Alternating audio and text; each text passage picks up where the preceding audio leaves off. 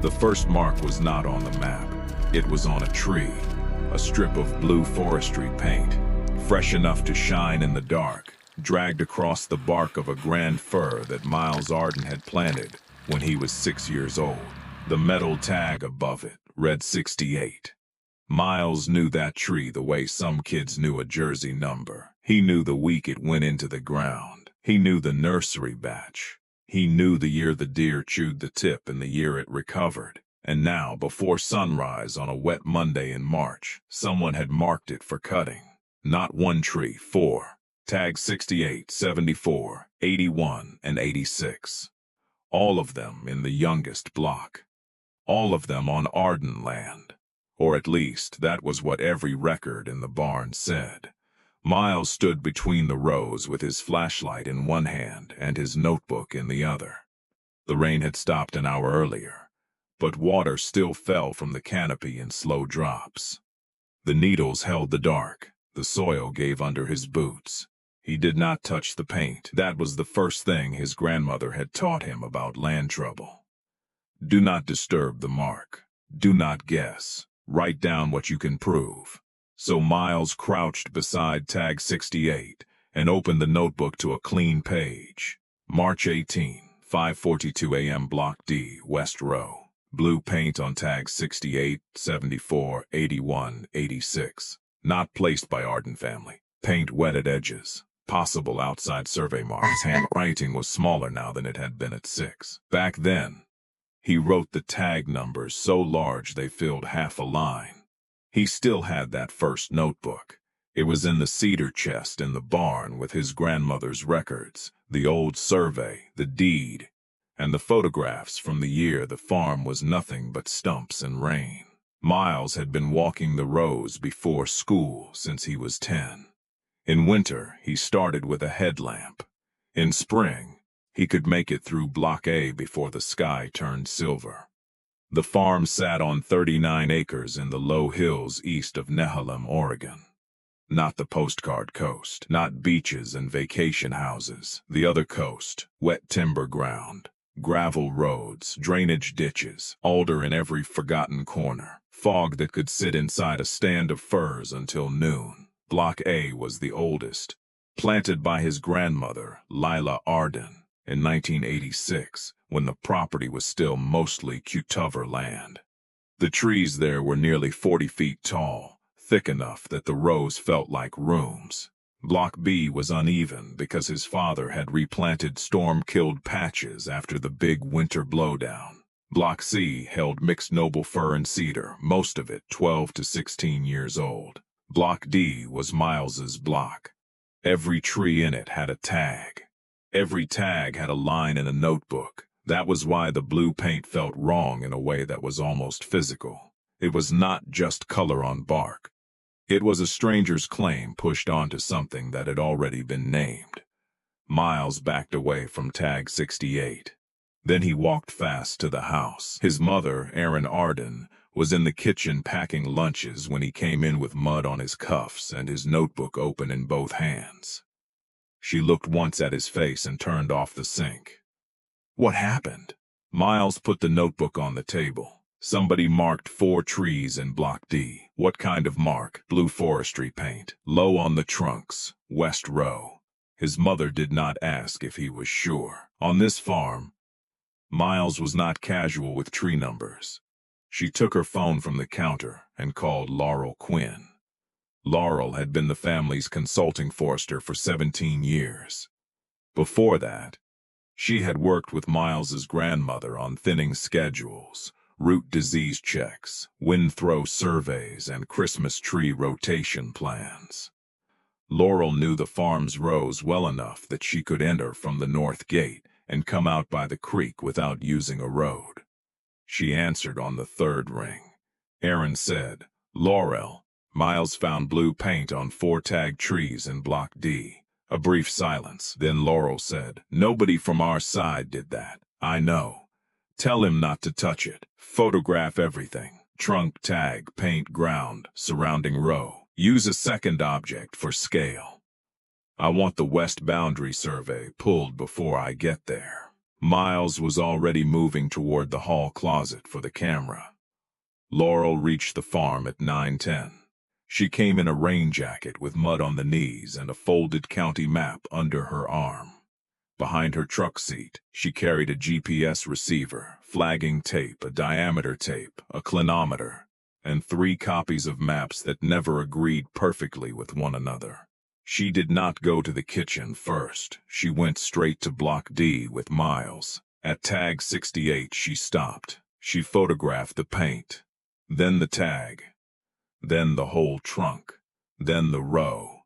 Then she stepped back and took a wide shot that showed the western fence line beyond the saplings and the raw hillside on the other side of it. The hillside had belonged to Harrigan Timber for as long as Miles could remember. The company name changed 3 years ago after a sale to North Bank Resource Group. The trucks changed logos. The cutting did not change. For 2 summers, Miles had heard chainsaws and feller bunchers west of the farm. By the end of last September, the ridge was open enough that sunset hit parts of Block D that had never received evening light before. He had written that down, too. June 6, North Bank cutting West Ridge. Machine noise begins 6:20 a.m. Dust visible above road. August 29, second unit opened. Boundary side still uncut. October 11. Equipment within hearing distance of barn. Those notes had seemed ordinary when he wrote them. Now they looked like the start of something. Laurel studied the paint at tag 68. It was not a random smear. It was a quick slash, the kind a marking crew uses when they believe a tree sits inside an operating unit. The same blue showed on tag 74, 81, and 86. 4 marks in a crooked line, not along the fence, inside the farm. Laurel turned toward the west. How far is this row from the boundary? Miles answered before she finished. About 48 feet at this point, maybe 50. According to which map? He looked at her. Laurel's expression had changed. Not alarmed, worse than that, focused. They went back to the barn. The Arden record chest sat under the south window, where the wood stayed dry. It was cedar built by Lila Arden in 1985, the same winter she bought the land. She had burned the words Arden Farm Records into the lid with a hand tool. The letters were uneven but deep. Inside were 27 green notebooks from Lila, 6 black notebooks from Miles's father, and 8 blue notebooks from Miles. There was also the original property survey from 1985, a deed packet, old aerial photographs, nursery invoices, a firebreak maintenance folder, and the worn yellow field book Lila had carried in her coat pocket for almost 30 years. Miles took out the survey. The paper was soft at the folds. Laurel spread it on the workbench and pinned the corners down with a wrench, a roll of twine, and a coffee mug. The western boundary ran from the South Road corner to the creek bend, 1,612 feet in a line described by bearing and distance. The surveyor's name was Nolan Pierce. The date was November 1985. Nolan had set 2 concrete monuments and marked 3 witness trees. Lila had drawn her own red line beside the surveyor's line and written, in pencil, "Do not rely on fence only." Laurel placed the county GIS printout beside it. Miles saw the problem before she said it. The lines were close at the south end, but they separated as they moved north. Not by much at first, then more. By the time the line reached the creek bend, the county map pushed the Arden boundary east into Block D. Laurel took a pencil and measured the offset. 52 feet, she said. Miles looked at the blue paint.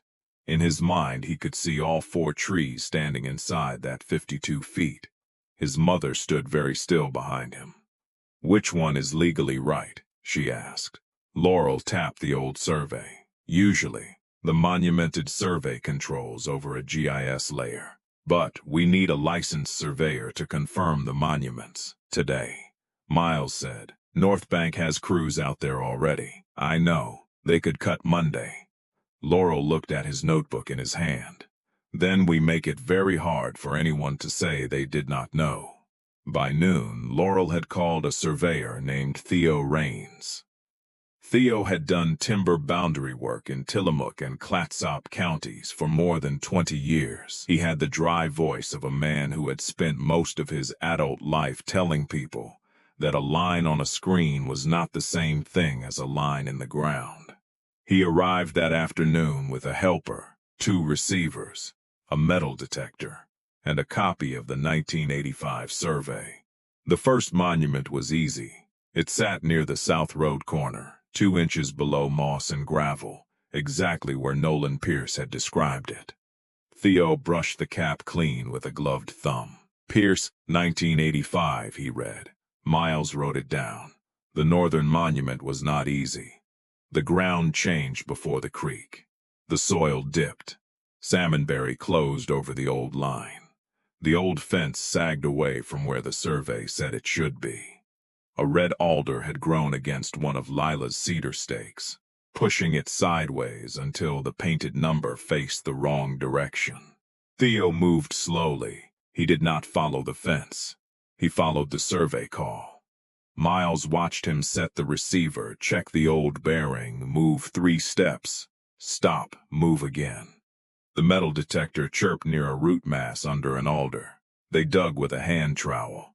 At 6 inches, the trowel scraped concrete. Theo cleared the soil. The cap was still there. Pierce, 1985. The alder root had pressed against the side of the monument, but it had not swallowed it. It had shifted the exposed soil, not the corner. Theo took measurements for nearly an hour. He recorded the South Monument, the North Monument, the witness tree stumps, Lila's old boundary stakes, the fence position, the creek bend, and the 4 painted trees. Then he stood in the wet brush with his notebook open and did not speak for a long moment. Miles waited. Theo finally said, "The county layer is wrong." Aaron exhaled. "How wrong?" 52 feet at the north end. Less toward the south. It looks like the old plat was digitized with the north corner snapped to the wrong point. Miles asked, "Are the painted trees ours?" Theo looked toward Block D. "All 4 are inside the Arden boundary as monumented in 1985, Laurel said. "Can you certify that fast?" Theo closed his field book. "I can send a preliminary letter tonight and a stamped report tomorrow. But you need to notify North Bank before any crew enters that strip." Aaron had her phone out before he finished.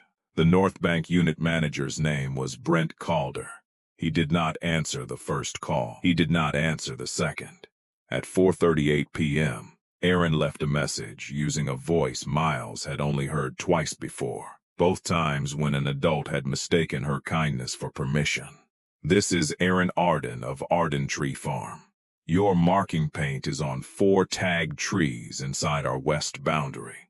A licensed surveyor confirmed today that the county GIS line is in error by approximately 52 feet at the north end. Do not enter or cut in that disputed strip. We are sending the survey letter to your office, your forestry consultant, and the Oregon Department of Forestry tonight." She hung up. Miles looked at the phone. "Do you think they heard it?" Laurel said. "They heard enough." But hearing enough was not the same thing as stopping. At 7:25 the next morning, 2 North Bank pickups came up the gravel road and stopped at the gate. Brent Calder got out of the first truck. He was in his 50s, broad-shouldered, clean hard hat under one arm, tablet in his left hand. A younger man stayed in the passenger seat with a rolled map across his knees. Miles, Aaron, Laurel, and Theo Raines were waiting near the barn. Miles held his notebook, not because anyone had told him to, because that was where the proof was. Brent looked at Aaron first. "Mrs. Arden, I understand there is a boundary concern." Aaron said, "There is a boundary error." Brent glanced toward Miles. "With respect, our operating map shows the unit line east of your fence through that section. Our crew marked according to the data we were given." Miles said, "The fence is not the boundary." Brent looked at him. Miles opened the notebook, but he did not step back. My grandmother wrote that on the original survey. The boundary is the 1985 monument line. The county GIS moved the north corner 52 feet east when the plat was digitized. Brent's face did not change, but his eyes moved to Theo. Theo handed him the preliminary letter. 2 Pierce monuments found and verified, Theo said. Both match the 1985 survey. Your GIS line is not supported by the monuments. Brent read the first page without speaking. Then he said, "Can we walk it?" Miles answered before anyone else did. Yes. He led them to Block D that mattered. Not Laurel, not Theo, not his mother. Miles. He took Brent past the old cedar stakes Lyle had set at 100-foot intervals, some leaning, some dark with age, some still showing red paint under moss. He pointed out where the fence drifted downhill after the 1997 storm. He showed him the creek bend where the GIS point had snapped wrong. He showed him the North Monument with mud still fresh around the cap. Then he walked him to tag 68. The blue paint was still bright against the bark. Miles opened his oldest blue notebook. The cover had been bent at one corner and taped back together. His 6-year-old handwriting began on the first page. He read it aloud. April 22, Grand Fir Seedling, Batch NF16, Block D, West Row, Position 8, Tag 68, planted with Mom, root plug straight, rain after planting. He turned the pages. October 2017, height 2 feet 1 inch, leader damaged by deer, recovery possible. October 2018, 3 feet 2 inches, new leader established. October 2019, 4 feet 9 inches. Good color. October 2020, 6 feet, no disease visible. October 2021, 7 feet 10 inches. October 2022, 9 feet 4 inches. October 2023, 10 feet 11 inches. He looked at Brent. That paint went on 6 years after this tag went on the tree. Brent looked at the tag. It was an aluminum rectangle, dull from rain, nailed on the north side where Leela had taught Miles to put tags in Block D so the afternoon sun would not glare off them during inventory. The number 68 had darkened at the stamped edges. Not new, not convenient, not something made after a dispute. Brent looked from the tag to the notebook, then to the blue paint. For the first time, he seemed less irritated than careful. He lifted his radio. "Hold the west unit." A voice crackled back. Brent repeated it. "Hold the west unit. No cutting in the flagged strip until further notice." Miles closed the notebook. He did not smile. Not yet.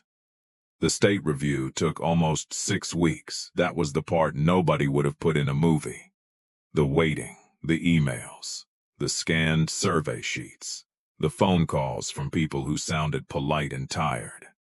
The request for the original deed description. The second request for photographs of the monuments. The county technician asking whether the creek bend had moved. The Oregon Department of Forestry asking North Bank for the source of its operating boundary. Every time someone asked for proof, the Arden Farm had it. The 1985 survey. The monument photographs. Theo Raines's stamped report. Lila's boundary stake records from 1987 and 2002. Aerial photographs from 1986, 1994, and 2008 showing the planted rows stopping west of the GIS line. Nursery invoices matching the years of the tagged trees. Miles's notebooks. Especially the notebooks. Because maps can argue in abstractions. A notebook argues in time. Tag 68 had not appeared when the company needed it. It had grown through 8 winters. Tag 74 had a note about frostburn in its 2nd year. Tag 81 had been replanted after vole damage. Tag 86 had been measured every October by a boy whose handwriting changed while the tree got taller. The proof was not dramatic. It was repetitive. That was why it worked. North Bank did not contest the monument line. Their attorney sent a letter saying their marking crew had relied on county GIS data, and that operations would remain outside the corrected boundary. The county updated the parcel layer after confirming the digitization error. The state file closed with no timber removed from Arden land. In late April, Brent Calder returned in one pickup with no crew behind him. He walked into Block D with Aaron, Laurel, and Miles. At tag 68, he took a rag from his pocket and wiped part of the blue paint with solvent. It did not all come off. Forestry paint never really does. A faint streak stayed in the bark, like a bruise the tree would outgrow. Brent said, "The rest of the marks will be removed this week." Aaron said, "Good." He looked at Miles. "Your records made the difference." Miles did not know what to say to that. He had not kept the notebooks to win an argument with a timber company. He had kept them because his grandmother said memory was not a system. Lila Arden had started the farm when she was 32 years old, on ground other people considered used up. Logged once, burned once. Sold cheap because the road washed out every second winter and the soil held water in the wrong places. She had planted trees anyway. She had kept records because trees are slow and people are not. She died when Miles was 9. He remembered her hands better than her face. Wide palms, cracked thumbs, soil under the nails no matter how often she washed. He remembered the way she could stand in a row and know something was wrong before she knew what it was. He remembered one sentence most clearly: "A farm forgets fast unless somebody writes for it." At the time, he thought she meant weather. Now he understood she meant ownership, too. That afternoon after Brent left, Miles stayed in Block D alone. The rain had pulled back from the hills. Sunlight moved in strips through the young firs. Beyond the fence, North Bank's cut unit looked raw and pale, with slash piled in windrows and stumps catching the light. On the Arden side, the rows were quiet. Miles measured tag 68, 11 feet 2 inches, 3 inches since October. He wrote it down. April 26. Tag 68 healthy, blue paint partly removed, boundary corrected. No cutting occurred. Height 11 feet 2 in. Then he added something he had never written in a tree record before. Map was wrong. Ground was right. He stood there with the pencil in his hand and listened to water moving somewhere below the creek bank. Later, he carried the notebook back to the barn. The cedar chest was waiting under the south window. He lifted the lid and placed his newest notebook beside Leela's green ones and his father's black ones. The whole archive took up less space than a cooler.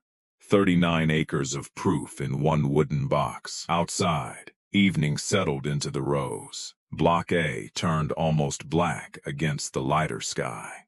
Those were Lila's oldest trees, planted when the farm was just a wager against rain and time.